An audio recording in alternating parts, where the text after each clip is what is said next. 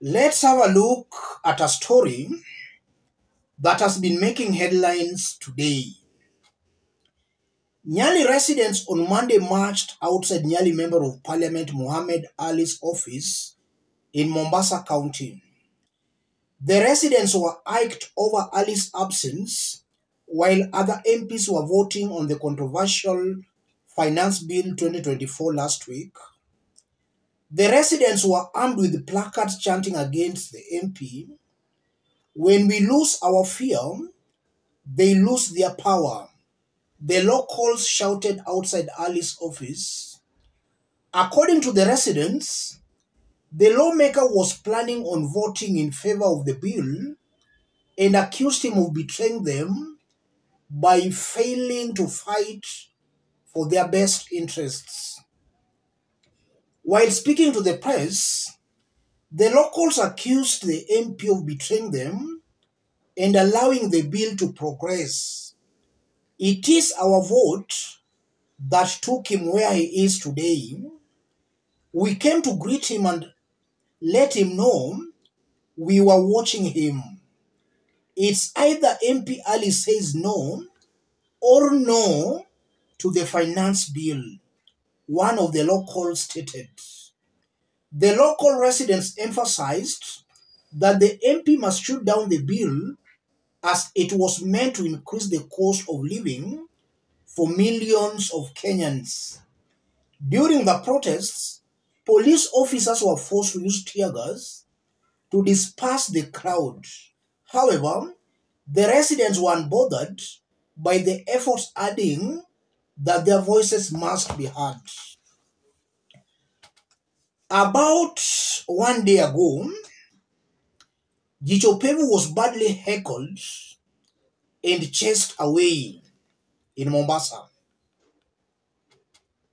In fact, his convoy was blocked by residents who started heckling him. That was about 1 day ago. So today, the locals decided to give him a courtesy call at his office in Nyali constituency. And if you dig deep into this story, Mohamed Ali was missing. It's not known whether he was hiding in the office or he just fled through the back door.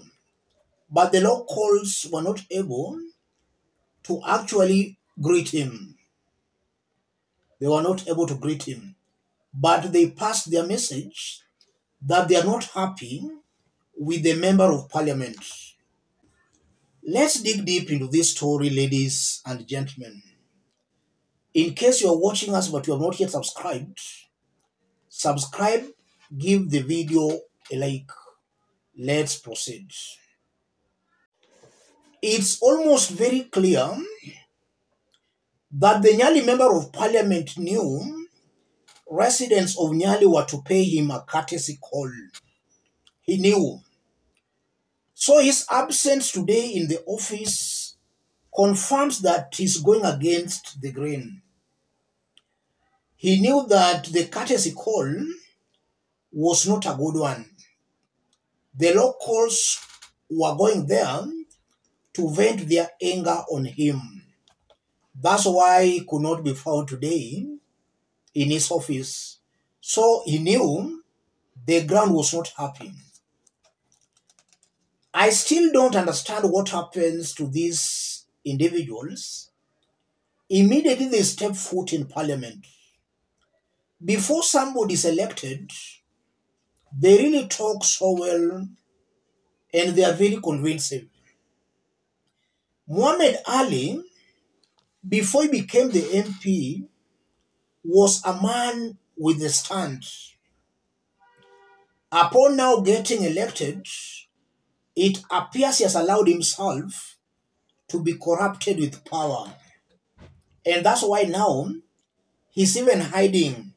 He doesn't want to meet his constituents.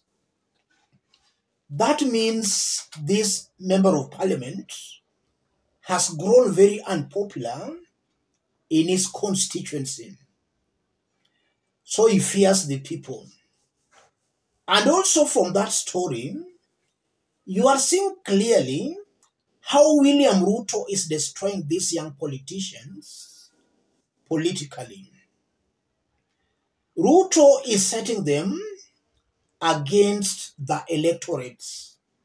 And that's why it's also very important for a politician who still has some future political ambitions to be very careful with the government, and especially a William Ruto's government.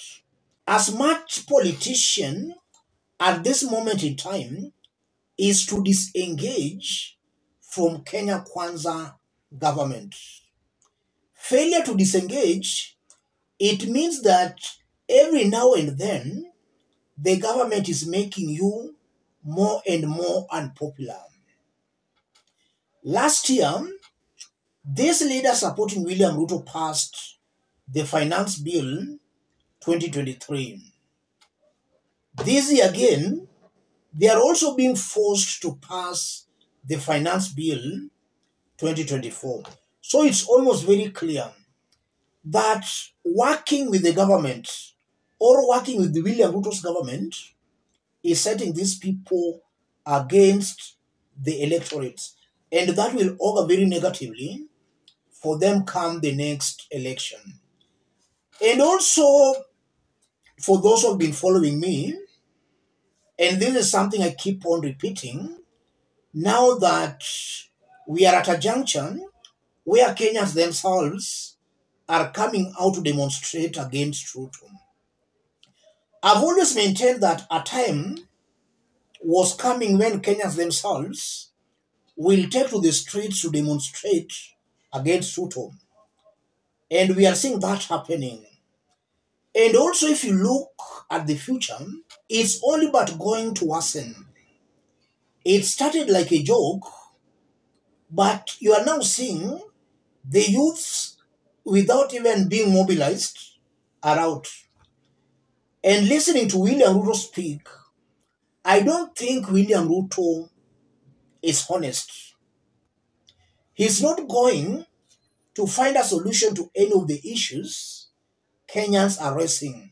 And that only means that his relationship with Kenyans is going to worsen as time goes by. So Ruto is going to be more and more unpopular.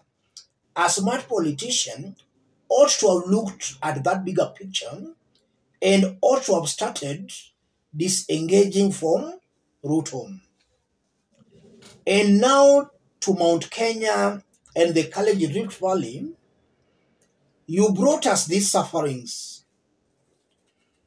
We are where we are today because of the mountain and the Kalenjin Rift Valley and the international community. I believe that the mountain and the Kalenjin nations have learned their lessons. If at all they have not learned their lessons, then nothing will save them. No amount of preaching or teaching will actually save them. In the under 2 years of William Ruto's rule, somebody with a sane mind ought to have learned a lesson. The mountain and the Kalenjin nation brought us here. It's now time to rectify that mistake. And in rectifying that mistake, let them be very hostile to Ruto and to these leaders who are supporting Ruto. And as I conclude, the only way of sending Ruto home is to be very hostile to these MPs, senators, MCS governors who are supporting him. Whether these leaders have delivered or not on the ground, they must be rejected. That's the only way of sending William Ruto home. Let the ground be very hostile for Ruto and for his allies. That's a sure way of sending him home. Tomorrow will be the mother of all demonstrations. Yes, it will be the mother of all demonstrations. It's only prudent that all of us as Kenyans This is now a war we can't leave to the Gen Zs. We must also come out to support them. In whichever way you can, we must now not leave this war to the Gen Zs alone. They must be supported. They have shown serious bravery. We must also now just come out and do our part. If all of us can do our parts, Ruto will have to go. Let me stop it there. If you are watching us but you are not yet subscribed, subscribe, give the video a like. Let's meet in our next analysis. Thank you. God bless you. God bless Kenya.